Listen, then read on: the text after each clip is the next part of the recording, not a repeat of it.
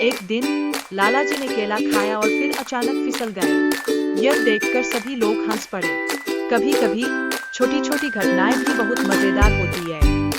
लाला जी की फिसलने की यह घटना एक बहुत ही मजेदार क्षण थी। जब वे केले के छिलके पर फिसले तो सबके चेहरे पर हंसी आ गई। यह सच में एक हंसने वाली बात थी।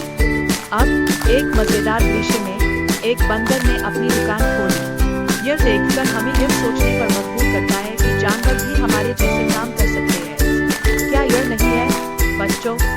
बंदर ने अपने दुकान में फलों की बिक्री शुरू की। यह दिखता है कि जानवर भी व्यवसाय कर सकते हैं और इससे हमें बहुत हंसी आती है।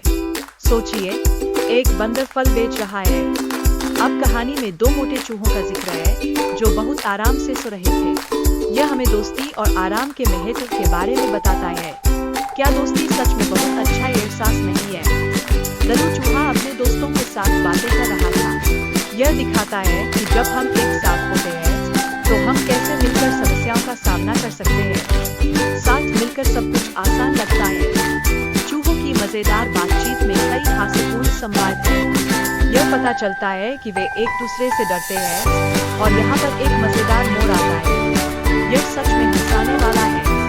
अब कहानी में संगीत भी है जो बच्चों के लिए बहुत मजेदार अनुभव बनाता है। सुनना कितना आनंददायक होता है, ऐ ना? और ये बहुत कुछ सिखाने वाला भी है। राजा और रानी की कहानी में बारिश और उनके भावनात्मक पल का जिक्र है। यह कहानी बच्चों को बहुत आकर्षित करती है और हमें भी अपनी भावनाएं साझा करने का मौका देती है। गाने में मम्मी की रोटी और पापा के चश्मे जैसे गोल चीजों का वर्णन किया गया है। यह सब बातें बच्चों को आसानी से याद हो जाती है और यह बहुत मजेदार है।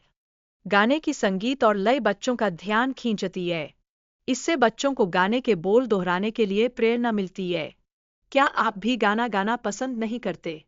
इस वीडियो में रंग बिरंगे चित्र और दृश्य हैं जो बच्चों की कल्पना को जगाते हैं। इससे बच्चों को खुद को मनोरंजन के साथ साथ सीखने का भी मौका मिलता है। गाने में धोबी के कपड़ों की संख्या का जिक्र है। इससे बच्चों को संख्याओं की पहचान करने में मदद मिलती है। गिनने में मजा आ रहा है, ऐ ना? रेल का गाना बच्चों को यात्रा के मजे से जोड़ता है। इससे वे समझते हैं कि यात्रा कितनी रोमांचक हो सकती है। हम ऐसी यात्राएं करना पसंद करते हैं। आखिरकार तारा और बाबू की बातचीत से बच्चों को संवाद करने और दिशा पूछने की कला सिखाई जाती है। यह भी बहुत महत्वपूर्ण है क्योंकि हम सबको एक दूसरे से बातें करनी होती है।